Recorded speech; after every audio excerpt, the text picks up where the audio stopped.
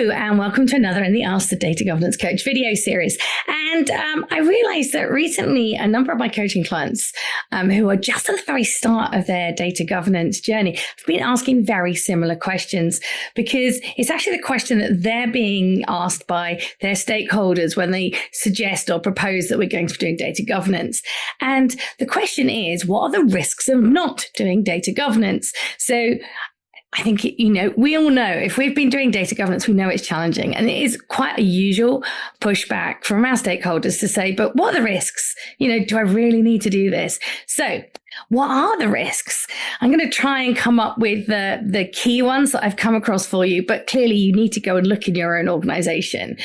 Obviously, the first one we can't ignore is that if you work in a regulated sector, the chances are your regulator does require data governance over at least some part of your data. And if that is the case, well, you've got a compliance risk if you don't do it. Now, if you've watched any of my other videos, read my blogs, podcasts, etc., I'd much rather wave the carrot rather than the stick to get people to do data governance. So compliance issues are very real, and a number of us have to do that. We have to do data governance to meet regulatory requirement, but it shouldn't be the main driver. Even if you are in a regulated sector, there are other risks of not doing data governance.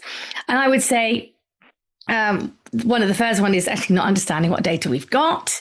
If we don't understand what data we've got, how does everything else work in our organization would be one of my questions. But are we making the right decisions? Perhaps we've got, some really valuable data and we don't even know we have it. Are we perhaps buying the same data more than once from somebody? The risks can just multiply from that actually not knowing what data we've got. Perhaps you do know what data you've got, and we're always going to know some. But if we don't have it properly understood and documented, then we're never going to understand all our data just in employees' minds. But the next big one is poor data quality. Because without having a good data governance foundation in place, how do we know what makes that data good enough? So you might have, people saying, HR data is rubbish, or our finance data is really good, we don't need you. But if you haven't got proper data governance, proper data quality reporting in place, they're just people saying things. They don't really know. We need to actually prove and evidence that. So if we do have this lack of understanding of our data and we have poor quality data, what does that really mean in terms of the business? Because I've had this conversation quite a lot recently with a number of clients.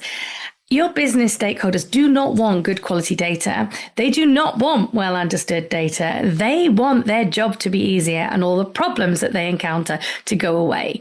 So generally, we need to talk in those terms to them. So if we don't do data governance, the risks are things like operational costs and inefficiencies.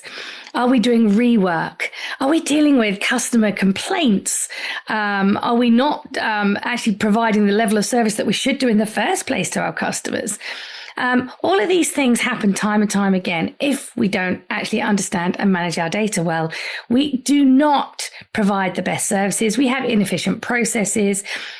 We probably end up wasting money and not getting the profits that we should be able to get. And then finally, I think, I don't think I've worked with a single client in the last few months who hasn't said that at least somebody in the senior execs of their organization has said we should be embracing AI if they aren't already. And it's not just AI. There's digital transformations, automations. There's all sorts of amazing things you can do, but only if your data is good enough and well understood.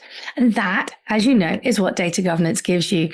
So I think the final risk is a risk of perhaps becoming uncompetitive or even irrelevant, because as ChatGPT says, if you ask it anything about data governance in today's rapidly changing data landscape, well, my words are our data landscape, the environment that we're working in is changing rapidly. I wouldn't necessarily use ChatGPT's words for it, but if our organization doesn't adapt and move and embrace the technological change that's happening, we will be left behind.